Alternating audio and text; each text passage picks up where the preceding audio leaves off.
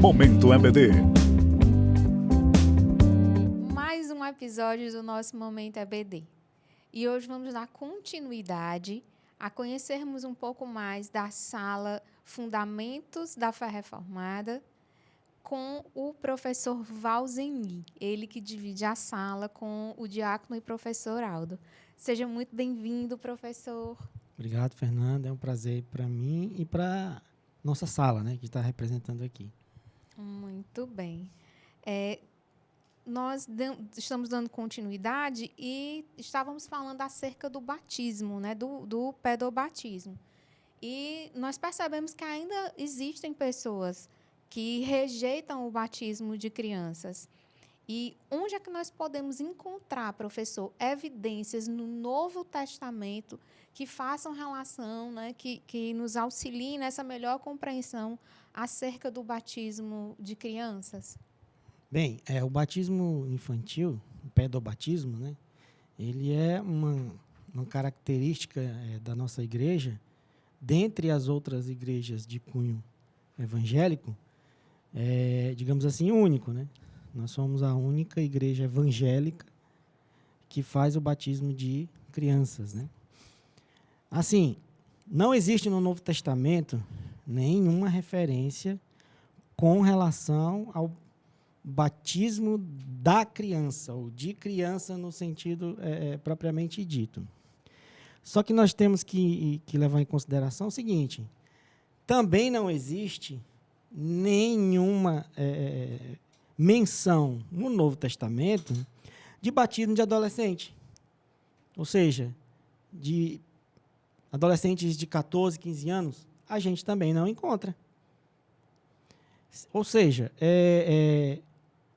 o pedobatismo, ele nada mais é que uma continuidade daquilo que Deus ordenou ao seu povo como característica de inserção no povo de Deus, que era a circuncisão. Deus ordenou que todas as crianças de 8 dias fossem circuncidadas. Essa circuncisão era uma característica do povo de Deus. Então, o batismo infantil, como nós, presbiterianos, compreendemos, é uma continuação dessa ordenança de Deus, fazendo com que os nossos filhos, por exemplo, o meu filho, Samuel, eu o trouxe para batizar com 14 dias. Eu estava até tentando trazer com os 8 dias de nascido, mas como ele estava muito pequenininho, eu não consegui. Mas eu consegui trazer ainda com 14 dias.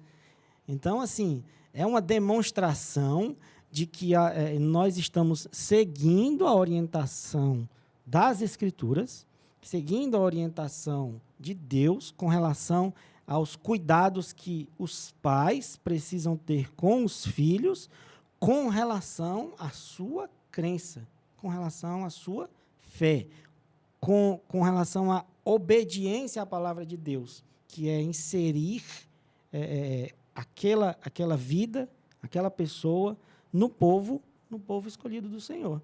Porque, como eu falei, o Novo Testamento ele não tem nenhum texto que descreva o batismo de uma criança, mas também não tem nenhum texto que venha mencionar o batismo de um adolescente, por exemplo. Né? É isso. E tem textos, né, bíblicos que falam que toda a família daquela pessoa foi batizada, né?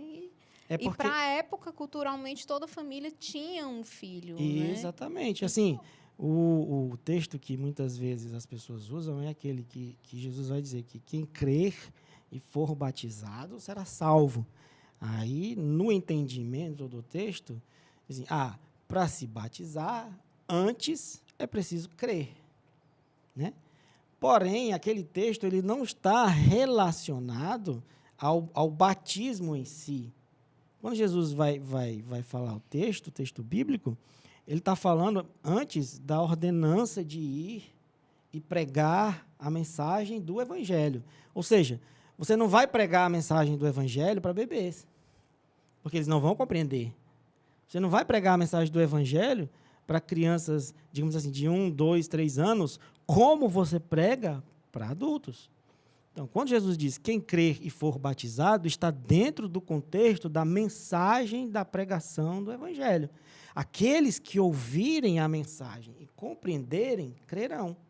Ou seja, crerão, serão batizados por conta do que creram, porém, não quer dizer que o batismo infantil, pelo fato de a criança não crer, digamos assim, por ela ser ainda um bebê, uma criança, ele não tenha nenhum fundamento bíblico. Porque nós, como igreja aliancista que somos, estamos seguindo a aliança de Deus, através da circuncisão e, consequentemente, do batismo. E assim como os pais assumem o compromisso perante a comunidade de fé, perante Deus, de dar continuidade ao desenvolvimento cristão daquela criança, a igreja, né, sua comunidade de fé, também assume o compromisso ali com aquela criança, né, participando agora da comunidade também. Exatamente.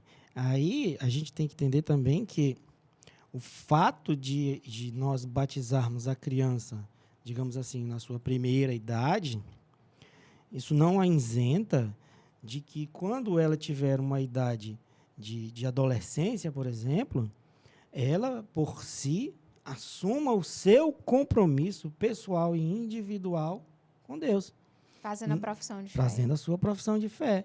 Quer dizer que, foi batizado na infância, consequentemente, ela já crê. Não, ela precisa ter a consciência, através do tempo, ela vai com o ensino da escola dominical para crianças, da frequência nos cultos. Então, com isso, ela vai desenvolvendo a sua capacidade até de crer. E aí, quando chegar em uma idade mais de desenvolvimento intelectual, digamos assim, ela vai assumir o seu compromisso racionalmente, ou seja, por compreensão e por motivação do Espírito Santo. A idade da razão, né? Tão falada, idade da razão. Professor, ainda, né, no contexto de batismo de criança, quais são os benefícios que eu, enquanto pai, né, nós pais, temos com relação ao batismo infantil? A resposta você confere no próximo Momento EBD.